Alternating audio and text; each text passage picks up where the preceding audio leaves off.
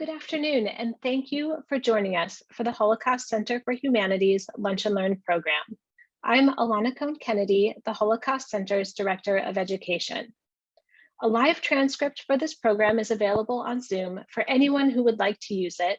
Just click Live Transcript at the bottom of the screen and click Show Subtitles. The Holocaust Center for Humanity is open on Sundays to the public. We invite you to come and visit, explore the incredible stories of local Holocaust survivors, and see the objects important to this history in our exhibit, Finding Light in the Darkness. When you visit the Holocaust Center, we ask you to consider the land on which you are standing. The Holocaust Center for Humanity in downtown Seattle sits on the traditional land of the first people of Seattle, the Duwamish people. We honor with gratitude the land itself and the Duwamish tribe. Thanks to our community partner for today's program, the Torah Day School, and thanks to our 2021 series sponsor, the Tacoma Jewish Community Fund. The Holocaust Center is proud to announce the upcoming publication of a graphic novel based around the life of local Holocaust survivor, Steve Adler. You can help us to choose a title for the new book. We've narrowed it to 3 titles, and now the voting is underway. You can see the choices and vote until July 23rd. When you vote, you will also be entered into a drawing to win a signed copy of the new graphic novel and a framed print of the cover. For more details and to vote, visit our website, holocaustcenterseattle.org. When we talk about and when we teach about the Holocaust, it is critical that we use reputable and reliable sources. Finding such sources for the layperson becomes more difficult in the murky waters of the internet and social media, where historical facts mix with those of Holocaust deniers and revisionists. This past week, members of our Educators for Change Committee, our teacher advisory board, received a disturbing solicitation email. The email began, "Odd that an organization so opposed to change in the mythology of the Holocaust should name its group Educators for Change. If you'd care to know the changes in informed understanding of Holocaust history, you must consult the banned and suppressed collection of the Committee for Open Debate on the Holocaust." The letter is signed by a member of the Committee for Open Debate on the Holocaust and ends with, "P.S. By way of prejudicing you against us, the Seattle Holocaust Museum will inform you that we are all neo-Nazis. Do peruse our materials and see if you can in any way confirm that." Indeed, the Committee for Open Debate on the Holocaust is listed by the Southern Poverty Law Center as a Holocaust denial and hate group. The fact that they are specifically seeking out and looking up the email addresses of our Educators for Change members, email addresses that are not listed on our website, is disturbing on many levels, but also alerts us to their persistence. Our educators obviously see through this foil, but how many others might not? It is a reminder of the critical and ongoing importance of our work. One of the educators impacting countless students with her passion for Holocaust history and through sharing her own personal stories is now sharing these stories with general audiences through her memoir, Girl Left Behind. Her name is Judy Temes. In 1969, when Judy was just 5 years old, she was left by her parents seeking to escape Communist Hungary. Her father, a Holocaust survivor, was desperate to leave Hungary, a country whose Jewish community was all but wiped out in the Holocaust. But leaving Hungary came at a high price. One child had to be left behind. Judy Temes teaches middle school humanities in Seattle's Torah Day School. And this year, several of her students won awards in our annual Writing, Art, and Film contest. Judy just completed her 10th year as a teacher. She is also a former business reporter who wrote for many years for the New York City-based Crain's New York Business. And she also has been the research director of an innovation consulting firm. Her work has appeared in Crain's, the Boston Globe, the San Fernando Valley Business Journal, and Business Week. Judy, we are so honored to have you here with us today. Thank you so much for joining us. Alana, thank you. Thank you so much. And thank you for inviting me to share my story with you and your audience. And gratitude to the Holocaust Center for all the work that you all do. I'm wondering, Judy, if you would start us off with a summary of your new memoir and maybe set the stage for us. Thank you. Yes, Girl Left Behind is the story of my 5-year separation from my family from the age of 5 to 10. My parents, as you said in the introduction, made this very difficult decision to leave me behind. The only way they knew how to escape communist Hungary at the time, whose borders were sealed, were to use these tourist visas to get to Austria. And the tourist visas require that one person be left behind to make sure the family does not defect, which some people did. So I was left behind with my grandmother in a small, tiny little town. And I wanted to share this book for many reasons. One of which was I wanted to make sense of my story. As a child, you don't really understand the political reasons and why people would make such a choice. The only thing you know is that your parents are gone and you don't know what's going on, and it's uncertainty week after week, month after month, and in my case, year after year. So I wanted to share that story. So what inspired you to write this book now in this time? Yeah. So I wrote this book initially, like I said, to make sense of my story, to really understand it. I didn't understand it as a child very much, but as I grew up, I learned to understand it. And the way that I work, I make sense of history by learning about it, by researching it, by writing about it, by teaching about it. So I wanted to make sense of my story, like I said. Second, I really also wanted to make sure that, at a time like this, when immigrants are kind of, when we're in the last few years, we're closing our borders to immigrants in many cases. And I wanted to make sure people know the sacrifices, the lengths to which people go to get to this country, and their contributions remain even today, even more so today than ever, important. And I wanted to make sure people understand that. And second, this idea of separating children from families. We lived through this in the last few years of children being put in cages at the border and separated from their families for political reasons. And when we're putting politics and ideology about people and humanity, the Hungarian government was wrong to do this for 5 years. They kept me from seeing my family. And when we do it as a country, well, that's just not the America that I love. And that's wrong. It was wrong then and it's wrong today. So I wanted to people to understand that experience, what that's like to be separated. I'm glad you mentioned that, because I feel like your story sheds such a personal and, in a way, a painful light on how difficult that separation is from the child's perspective. Mm-hmm. Yeah, absolutely. And it was hard. I mean, for the 5 years that I was separated from my family, I had no idea really why my parents chose that, and we really didn't know. My parents, I know for a fact, did hoped and prayed that it wouldn't take as long as it did. But to live with that uncertainty is really difficult when you don't know whether you'll see your family ever again. And I was lucky because I was left with a loving grandmother who took care of me and who provided for me. But at the same time, you long for your mother and your father. And when you are a child and you break your arm, or you're sick with the flu, and you want your mother there. And that was hard for me.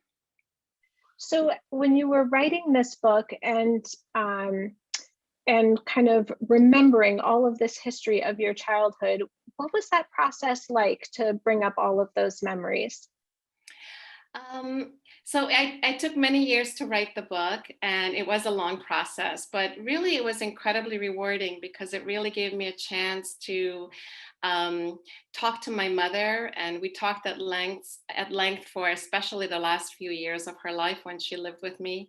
It gave us a chance to heal and to come to a place of understanding and forgiveness, and for my mom, perhaps even to forgive herself, which I think she had to eventually forgive herself for the decision that she made, because it was a difficult choice. So I'm glad I did it for those reasons. It was in the end a very rewarding process for me. So to kind of to back up and look at some of those early years in your life, what do you remember of life as a child with your parents growing up? Yeah. So the first 5 years of living with my family, we lived in a town called Mohacs in southern Hungary. The picture that you're seeing is a picture of me before my parents left, and my mother and one of my cousins. She was graduating from the high school there in the city in which I was living.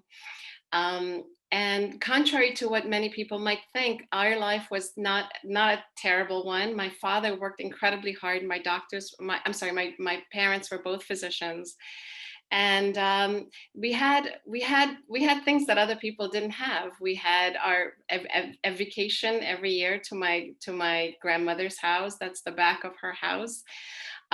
We had a television, we had a car, and this was all because my father was an ambitious man and he worked hard for those things. And we had running water, we had electricity, we had a home. My father bribed the Hungarian officials in order to put a few apartments together so we would have more space. And we had a very good life in those 5 years, I would say. And was being Jewish part of this early identity? So, being Jewish, for me, not at all. So, for my father, however, in the town in which he lived, there was a very rich Jewish community. There was Jewish-owned stores, a bookstore. There was a factory that was owned by a Jewish family. There was a synagogue. This is a picture of the synagogue in Mohacs that my father attended, and my grandfather attended regularly. So there was a very, very rich Jewish life. My father had a bar mitzvah. His brothers had bar mitzvah. The picture you're seeing there is my father's bar mitzvah book from age 13. Um, and I treasure that. I still have that book, and it's very important to me. Um, Unfortunately, the war came, and my father lost his entire family. And after, in the post-war years, he really did not feel safe to identify as a Jew. If you wanted to have a chance to get ahead in life in communist Hungary, if you wanted to be able to provide for your family, you really could not practice your religion, especially Judaism, freely and openly. And so he hid his Jewish identity. He changed his name from Berger to Boros, which is like, Smith, John Smith, of Hungary. And he really did not practice at all. And he married my mother, who is Catholic. And I had no idea what it meant to be Jewish. I was not raised at all in that. Yeah, I had no knowledge of even what the word was. And my first contact or my first engagement with the word Jew was from my mother's brother-in-law, my uncle, in whose house I came to live. And he basically, it was in the context of an anti-Semitic slur. And that's what I knew what a Jew was. It was an anti-Semitic slur.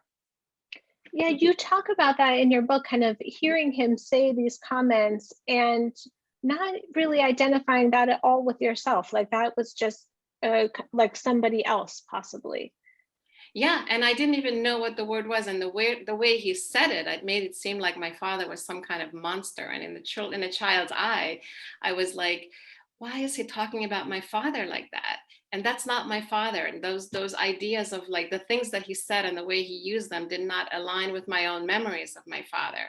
And my father was not a perfect man. He was, like all human beings, he had his moments of being angry and upset, but he was a human being, and for my uncle to use those words was very disturbing for me. And it kind of sent me on a little bit of a quest to try to find out, well, what does this mean?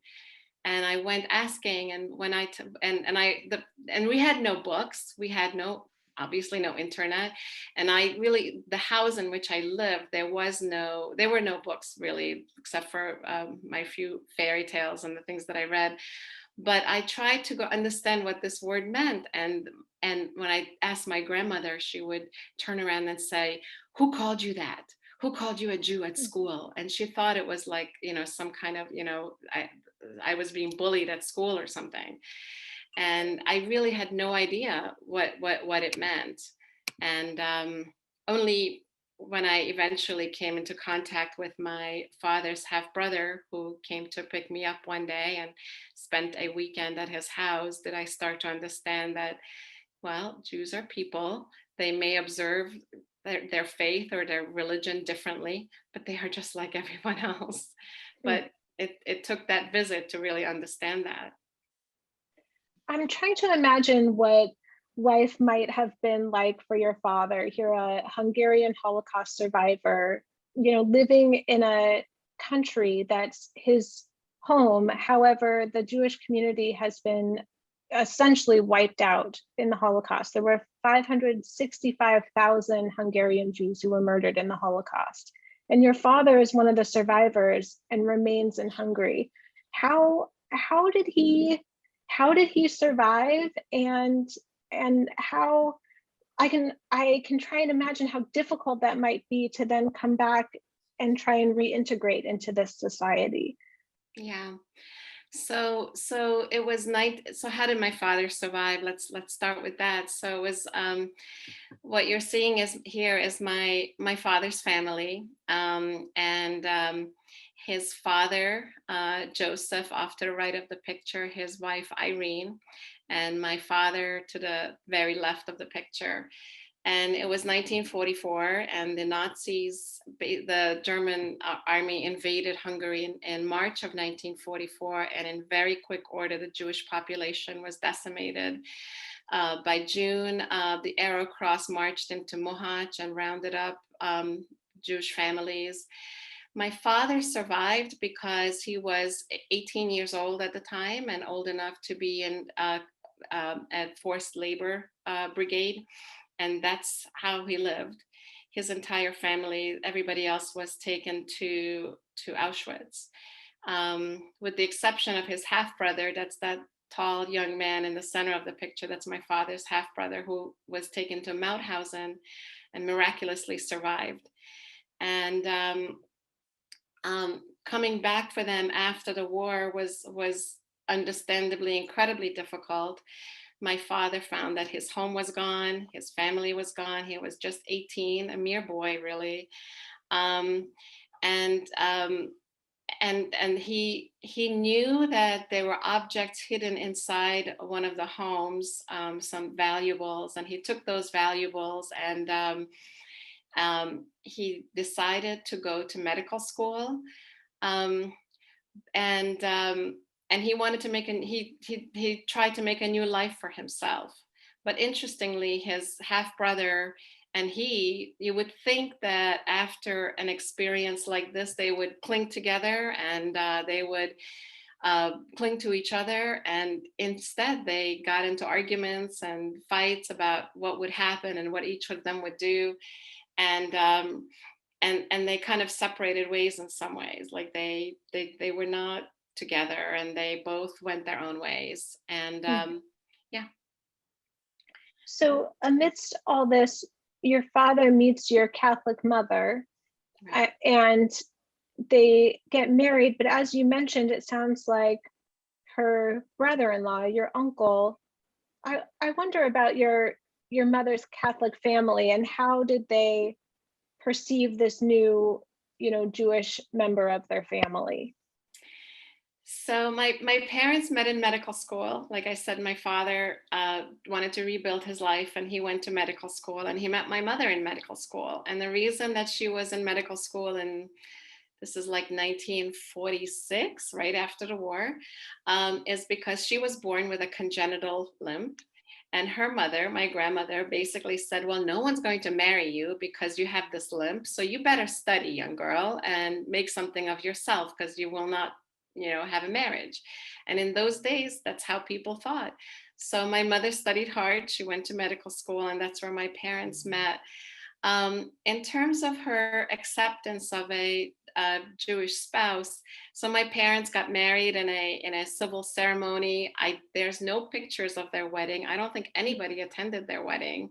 It was just they got married by, I guess, a justice of the peace, and thankfully, it's funny because my father was a very handsome man, and my mother, I think, fell immediately for this tall young man. And my grandmother, I think, was probably relieved that she was now married. And when my grandmother got to know my father and saw that he was such a supportive man, I guess this is their worldview, that she was relieved and happy for my mother. And she knew my father and used these words, he's a good man. And fortunately, they didn't ask my uncle's opinion about the marriage. And they just, they got married, and those first few years, I think they had a fairly happy life. Hmm. So he must have become increasingly desperate, it sounds like, to leave Hungary. Yeah. You have an older brother, and then you were born, and it sounds like through these years, just the feeling to get out of this country overwhelmed him. One of the interesting things that happened to my father is that the communist government decides as a doctor where to place you. So they happened to, for some reason, place my father back to the exact same town in which he grew up. And I can just only imagine what that felt like for him as a young man, trying to put this part of his life behind him, to be put right back into the same town, which stood by as his father, as his whole family was sent away and murdered. So I think that to be reminded daily of that, of having those memories every single day. He never talked about it because he was very shut down. Like many Holocaust survivors, they're loath to talk about their experiences. It's very hard to get them to talk, and my father didn't talk much. But living in that same town was extraordinarily difficult for him, I would think. And he also was an ambitious man, and he wanted to get things for his family. Like I said, we had a car, we had a television, we had a lovely home. And I think just like in the pre-war years, in the post-war years, people were resented for that. And he was seen as this like climber who wanted to like get things for himself. And, why isn't the one room apartment good enough for you, Dr. Boros, right? That was the attitude. And he chafed against that. He wanted to have nice things for us, and that was just, he didn't want to be prohibited in that way. And the more he tried to get for himself, the more he was shoved back down and pushed aside. And eventually he lost his job in our city, and he was sent to smaller and smaller towns where he was increasingly more dissatisfied. So he made the hard decision that I'm out of here and I need to get out of Hungary and figure out how to leave. And he started teaching himself English. He started figuring out what agencies, what groups might be available to help refugees, and researching the ways and methods that he could do this years before 1969. Wow. And so, okay, so then help bring us up to 1969 when your parents and your brother finally decide to leave. How did they make this decision, and what all was involved? You, of course, just being only 5, wouldn't have known anything of this. Right. So I think my father made the decision, and he basically said to my mother, I'm going and you can come or not come. So I think that that's how it went down. And again, I'm kind of inferring a little bit because they did not really share some of their thought processes with me too much. But they made the decision, and the way to do it was through these tourist visas. I was told that the family was going to Vienna, and they had gone on these vacations before. They had gone to Yugoslavia the year before, and I was left behind because I wasn't old enough. So um, when the summer before 1969, they started talking about this beautiful place in Vienna, and there's a thousand rooms and a palace, and there's yummy cake. And I just longed so much to go with them, to be with them on this trip, but I couldn't go. I wasn't old enough. My brother at 12 was old enough to go, and I was told that I'd stay with my grandmother on the lake. The lake was Lake Balaton, and it was actually a beautiful place. And I was happy to go with my grandmother because there'd be ice cream and there'd be swimming, and so I cried a little. I was upset, but eventually made peace with it. What I didn't know is that this was not a vacation, and they told nobody except my grandmother. She's the only one who knew. This must have been so painful for your mother, knowing that she didn't know when she was going to see you again. I can only imagine how difficult this process was for her. And the book opens with the scene of her trying to figure out what to put in a suitcase when you know you're leaving your entire life behind. Do you put in there pictures of your life? Do you put in there valuables, books of poetry, which she loved to read? What is it that you would take with you? And it was an enormously difficult choice, knowing that she was leaving her only daughter behind. So, Mm-hmm. yeah. So at what point did you realize that they weren't just on vacation? So it was many months before I was told anything. I went a little bit back and forth from the lake to our house to be with our housekeeper, the nanny. Juliska nanny was her name. She took care of me. And then my grandmother came with my uncle and my aunt, and they basically told her that they were taking me back to my uncle's house. And eventually my grandmother put me in kindergarten because it was fall, and I had to go to school. And one day I was coming home with a friend, and she kind of used this word orphan. You must be an orphan. You don't have any parents around. I didn't know what that word meant, and I was kind of troubled and confused by it. And I told my grandmother, I have parents. My mother and father are just on a vacation. They're coming home. And of course, that my grandmother, that was kind of like a signal to her. It's time we had a conversation. But it was about 5 months after my parents left. And during those 5 months, I kept asking and wondering, are they coming home? Is today the day? And I kept hoping and waiting. And they were really, people didn't talk the same way to children that we talk today. There was no sense of trying to help me understand what was going on. It was like, this is what's happening. And there was no opportunity to ask questions or really dig in. So, Mm-hmm. and then when my grandmother finally did tell me, she did this total pivot where, probably just to protect me, she immediately went into what a wonderful place America was, that there were these buildings that touched the sky, and we could get anything we wanted in America. And you don't have to pull the water from the well every day. There'd be water magically pouring from pipes. And she helped me to really have hope. And then also give me some status on the schoolyard, because I was the going to America child. And that was a big deal. And even though we were taught in our textbooks that capitalism was evil and terrible, and America was the evil empire, we knew as kids that this was the dream. And we played these games, and I had status because of that. So that also helped me deal with, the absence of my parents, because it was a hopeful thing for many months on end, until I was old enough to realize that this is taking a long time. I love how you have this one description in your book where the kids on the playground are all pretending to fly on airplanes to America. Right. Such a wonderful image. Yeah, and we all pretended to drive fancy cars, and we knew the names of the cars.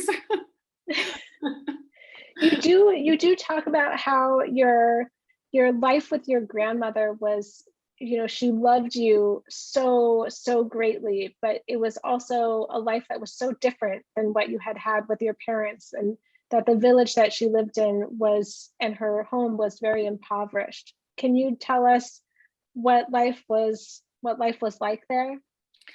So we lived in this house that was actually quite big and beautiful when it was first built, and it was built by some person with a title like baron or lord or something. So it was quite a lovely home. But under the communist government, you were given the house in keeping with the size of your family. My uncle had 4 children, so they had a substantial house, but nobody was ever able to like keep it up. And that's me kind of feeding our dog, and that's my aunt and my grandmother in the background. You can kind of just see that kind of poverty we had. Those 2 women worked day and night at the behest and call of my uncle, who ran this house like a tyrant. And my poor grandmother, you could see her like at that age, she was like 72 maybe. She was stooped. She had no teeth. She wore this black frock, because she was a widow. And her days were incredibly difficult, just to keep things together. And but she was all heart, and she took care of me, and she was a very special lady. Yeah. And you mentioned that your home with your parents, you had a TV and a car, and in your grandmother's house, she was fetching water from the well that you didn't have running water. There was even the heating. You were getting the coal, I think, to heat the home. You shared a room, I believe, with your aunt and your cousin. It was just a very different lifestyle than what you had known so far.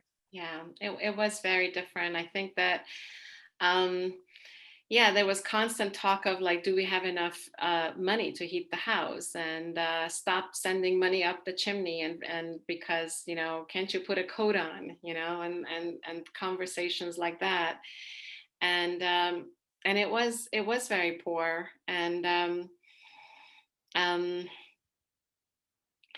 And especially from my grandmother, and then my aunt and my grandmother also, in the summertime, when this house became used as an inn, if you will, so that for summertime guests, because we live near this beautiful lake, their work was even harder in the summertime, because then guests would come and they were constantly washing and doing laundry.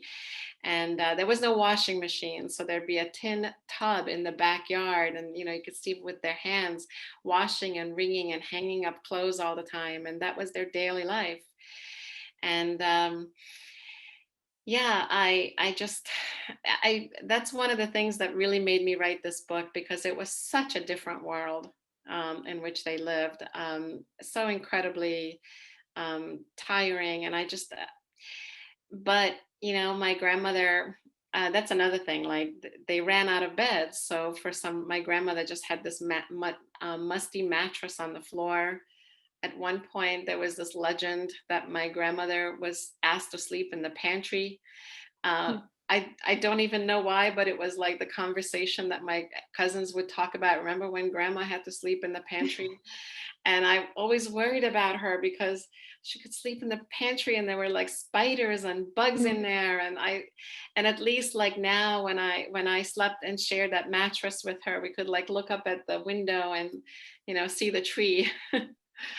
But the idea that you would allow your 75, 74-year-old mother-in-law to sleep on a mattress and to make her do that work. Yeah. But that's how life was then. It was not atypical. And you mentioned in your book during this time, you started to receive a few letters from your mom. It sounds like they never came frequently enough for you, but they kind of came a little bit here and there, and you sort of eagerly awaited one and whatever it might say. What did the letters tell you, and how did they, what kinds of things did she write to you? So the first thing is that there was so little communication. I mean, at least today when children are separated from their parents, they have FaceTime, they can see them and they can talk to each other. We couldn't talk to each other. There was no telephone. The ordeal of getting a telephone call, you had to like walk miles to someone who would have a telephone. In the 5 years that I was with my grandmother, I talked to my mother once in a phone call that lasted just a few minutes. So we really were so separated. So these letters were the only means of communication. And my mother really couldn't write much because the letters were opened by the government. So there was really not much that she could say that was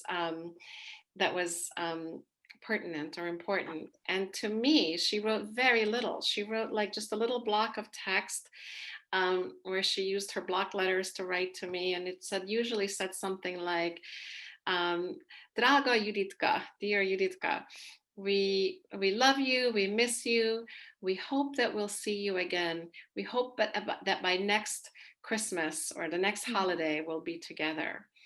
And as these letters came and as the years went, the first time I got that letter, I was so hopeful. Oh my goodness, Christmas is not that far away. And it was Christmas because my mother's Catholic and that's the holiday that we celebrated.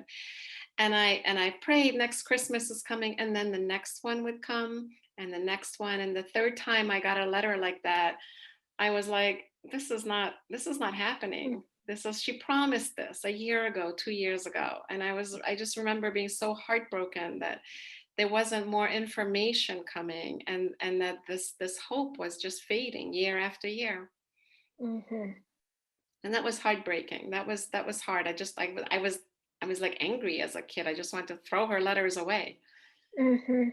Yeah, it's like so much excitement and then such disappointment when it doesn't materialize. Right. And the first time my grandmother told me that I'm going to America, it was like I didn't know time. I didn't know what that was and how long a week or a month was. But then I'm 8 and 9, and I know what time means at that point. And that's when it becomes really hard and you're starting to lose hope. In your book, you describe kind of an on again, off again, and a bit of a troubled relationship with your aunt and your cousins.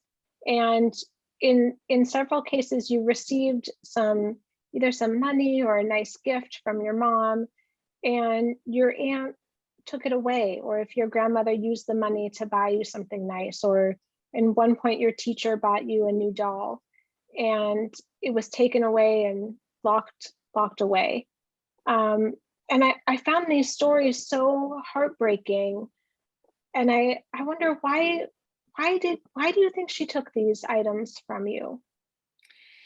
So I think that material possessions were so rare, and gifts like this were, I mean, it's not like you go to Target and you buy a new doll, and these things were valuable. And I think she just kind of, uh, existence was so meager, and our front yard was constantly covered in mud. So she didn't want to get my new shoes, dirty or muddy. So she wanted to protect them and keep them for church. There was a time when my mother sent these beautiful Japanese dolls.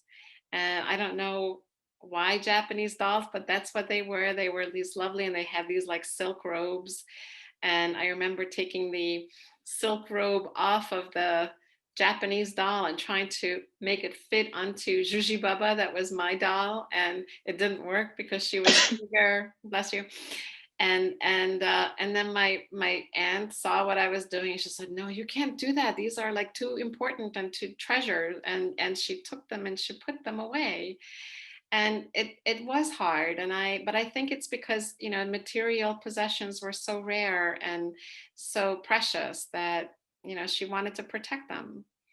And I had a cousin who, similarly, my cousin Ildiko, my mother sent me this little necklace, and she was a teenager, and she saw a lovely silver necklace, and she was like, well, that looks very nice. And before I knew it, she was wearing it.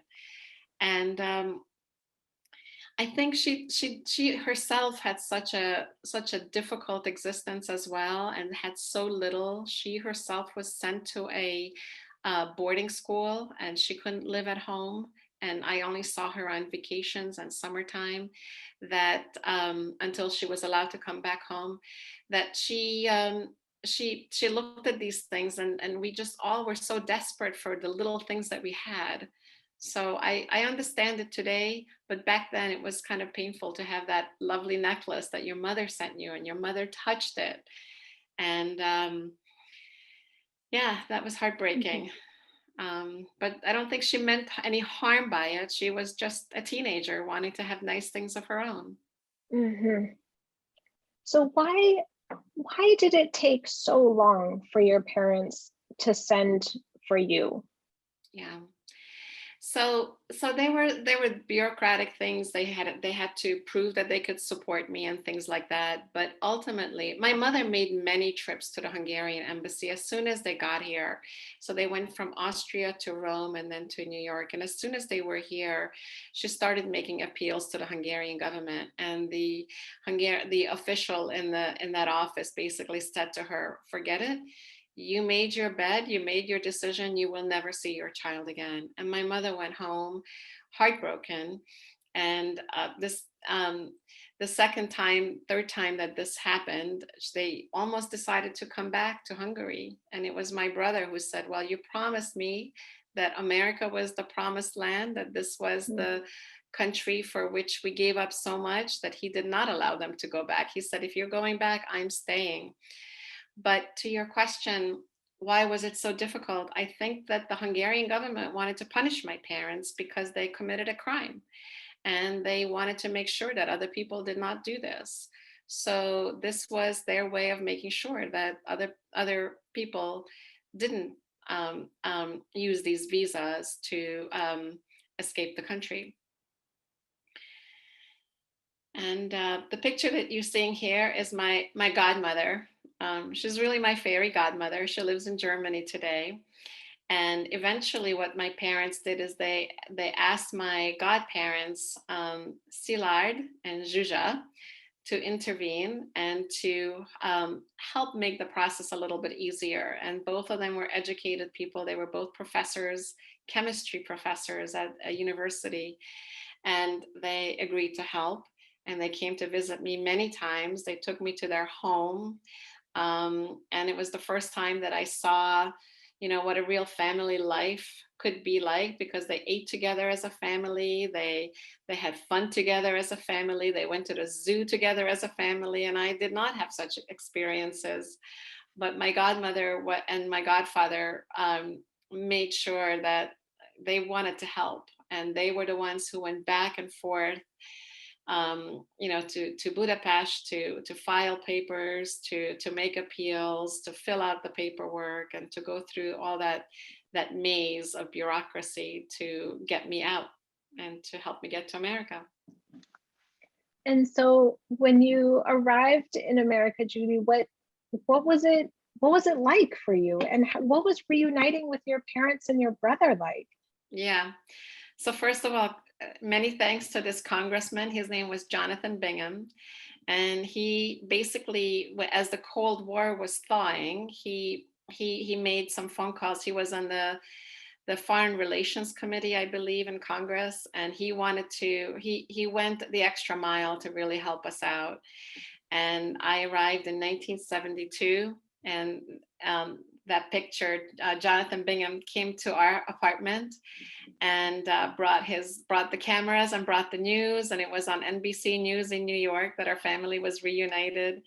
And I had to memorize these words in English. I didn't know any English when I arrived. I didn't I really didn't speak a word of English, but I had to memorize, "Thank you very much for helping me come to the United States of America." So I had to say that on camera. But life was, typical of many immigrant children. We were living in the Bronx, and my father was working as a doctor many hours. He was working in Jersey City, and commuting was not so easy, so he was only coming home on weekends. My mother worked during those 5 years before I came from, she went from being a physician to working as a maid, but she earned her license to practice, and in 1972 she got her first job. And because she was now working too, I was put in public school in the Bronx, and I basically had to learn how to fend for myself pretty quickly in a very large school, walking to and from school across the overpass of the Major Deegan Expressway, to and from school. And I was almost like a little bit like a latchkey child, because I came home and my brother was busy, my parents were gone, and I had television to teach me how to speak English. And here you are, kind of again in a Jewish family, and I'm curious to know what it was like, kind of relearning this Jewishness and how you relate to Judaism today. Yeah. So when I first arrived, I started noticing objects on the wall, and I started noticing little things, and I was curious about them. And we had a little something on the wall that said the word shalom, and they had some Hebrew letters on it and English letters. And I started asking my father about it. And at first it was a little bit like a secret, like a hush hush. He didn't want to talk about it much. But as time went by, he opened up and he started explaining to me, and he told me that I'm Jewish, and your mother is Catholic, and we have come from different backgrounds. And I noticed that he was lighting this candle, this yahrzeit candle, every June, and the candle was I still have this today. And he started opening up and explaining a little bit about what the Holocaust was and how his parents did not survive. And when I was about 14 or so, we moved to Westchester County, and we enrolled. We became members of a synagogue. And my father wanted me to understand that this is part of my background, my heritage, my culture, my identity. And when I was about 15, he sent me on a trip to Israel. And that was really life-changing for me, because I really felt like, it's hard to explain, because I don't want to reject my mother's background and culture, but I just felt like my soul was at home with my friends there.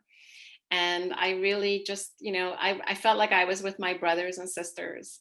And I made friends, that have been lifelong friends, and I wanted to follow that. And I learned, the more I learned about Judaism, the practice of Judaism, it just made more sense to me. And ideas like tikkun olam, like improving the world, making the world a better place, were important to me. And those are values that I wanted to teach my children, and I wanted to bring up my children in that culture and those values. And so I married a Jewish man. It's interestingly, I thought that my father would be like so pleased with that, but he had a difficult relationship with Judaism because of his own experience. So perhaps he didn't appreciate it the way that I had hoped that he would appreciate it. But I think, many years later, looking down on what has happened with us and the paths that we have followed, I think he's good. He's good with some of the choices I've made. And Judy, as an adult, you returned to Hungary and visited your grandma. And what was it like to go back and visit her home and this country, and just see it in a different light? So, as kind of as an American, you have like your worldview begins to change. And when I saw the house and my grandmother and at the first few times I visited, it was very awkward and very strange. And to hold my grandmother, she was so little and so vulnerable and so frail, that just to hug her was just, I almost, the experience was almost like I felt a little wrong, like a little guilty, and that she was left there, and I got a chance to come and have this life here that she didn't have a chance to have. And the book has a chapter in there when I almost don't want to leave her side because I'm so close to her, and I wish that she could have come, but alas, she was too old. But going back, I got to see her and be with her. Eventually, that house was torn down, and another more practical house with running water has replaced it. I got to also visit Mohacs, the city, and the synagogue is gone, but there is a lovely memorial tended to by, when I visited, a very elderly gentleman whose job it was to clean that area, and this plaque to the people who were taken away to the camps, and that is in the middle there. Berger is my family. Joseph, Józsefné, Tibor, that's my grandparents and my father's brother and this grandmother that were taken. And this memorial is still there. And, that's unfortunately not much of Jewish life is left in this little town. And that's sad. And that's sad. But perhaps one day the rich Jewish community that lived there before the war may one day come back, but I don't know, because Hungary is in the throes of this government today that is not very friendly to democratic institutions and differences, and they are once again keeping people out or not letting them out. Well, they're letting them out, but they're keeping refugees from coming to Hungary, or coming through Hungary. They're putting up fences and walls, and I don't know. I don't have that much hope that a rich Jewish community can exist there today. So, Sadly. yeah. So, Judy, we have a couple wonderful questions coming in from audience members, and we have time for maybe one or two of them, but I want to start with one from Gail, who asks, your attitudes towards all the people in this story are so generous. How have you let go of the anger and disappointment anyone would have felt in these circumstances? I think just processing and time and understanding of the choices that they had to make. And for the hardest one was my parents' decision to leave me. And unfortunately, my father died before we had a chance to really heal our relationship and to find a place of forgiveness. But I absolutely forgive him because of his history. For my mother, it was hard, but she and I talked so much in the last few years of her life. And I think time and processing heals that. And you get to understand that they come from such a different world, that you have to understand how they made the choices that they did. It was just a different time. And I think writing the book for me was that, coming to that understanding and that place of healing and forgiveness. And, if you don't forgive, you're constantly become a bitter person. And I didn't want to be that person. I wanted to pass this legacy on to my kids and the understanding of that. But I wanted to make my peace with it and to come to a place of understanding and forgiveness. That's a difficult journey. A difficult journey. There's a couple of questions that ask about, and you touched on this, how this has affected your own parenting. And I want to add in there also, how has it affected your teaching, and how do you relate these stories to your own students, in addition to your own children? Yeah, so we always share stories in our family. I think you have to, share your legacy and your past. And I wanted my kids to know these stories. And what I started writing the story when I became a mother, and my oldest child was like 5, and then I had more kids. And, when she went through these issues of feeling anxiety, separation, in a daycare center, I started reflecting on oh, you know, how, so that's when I wanted to really write the story. But in terms of my teaching, yes, I want my students to understand a couple of things. One, we need to know, this the legacy of the Holocaust and the generational trauma that it created. And you know, as to your earliest points in the beginning of this program, that there are those deniers who are out there, and we have to teach the younger generation to continue to tell and retell the stories of the survivors, to keep those stories alive today. And my students at Torah Day School, I mean, we always engage with the Holocaust Center's project of the writing and art contest, and I love the fact that they get a chance to learn this history and engage with it. And they've done incredible work. I love those kids. And in terms of teaching them about, authoritarian governments, what it's like to live under a totalitarian regime, I want them, and share my stories with them so that they understand to appreciate our system of government and to treasure it, because it is a precious thing. It's not to be taken for granted. Our First Amendment rights of freedom of speech and press and religion, those are rights that we must protect. And, sometimes they get a little annoyed, like, oh, we're just kids, Mrs. Temes. You don't need to we don't need to get into all that. And I insist that we do, because it's something that it's up to them to continue and protect and stand up for. Judy, those are wise words. And thank you so much for this powerful and insightful and very touching conversation, and for sharing these personal stories with us. I put a link in the chat of some of the places where people can purchase your book. And I see another one of our attendees has also said it's also available in Third Place Books. So yes, that's great. Great. I'm glad for sure, support your local booksellers if you are able. There's lots of notes of thanks to you, and we'll make sure to pass those on to you also after the presentation. It's been such a pleasure talking to you. Thank you so much, Judy. Alana. Thank you. Thank you again for all the work that you guys do at the Holocaust Center. I'm a huge fan. Thank you so much. Thank you. And thank you to all of you who joined our program today. I want to give a special thank you to Richard Green, our Museum and Technology Director, who's running the technical side of this show behind the scenes. And also a huge thank you to our Executive Director, Dee Simon, and to our entire team, Lori Werschel-Cohen, Julia Thompson, Paul Regelbrug, Ellie Selesky, Amanda Davis, Rick Brewer, Katie Lawrence, Morgan Romero, and Devonshire Locke.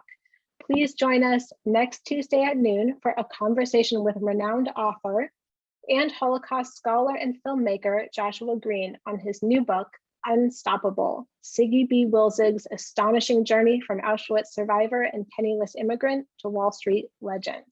Ivan Wilzig, the son of survivor Siggy Wilzig, will also be joining us. More details and registration can be found on our website. And after 66 straight weeks of Lunch and Learn programming, we will be taking a break in August, and we'll be featuring some of our favorite Lunch and Learn programs from the past year during this time. So stay tuned for an incredible lineup of speakers starting in mid-September. But until then, we look forward to seeing you back here next week, Tuesday. Thank you so much, and this concludes our program for today.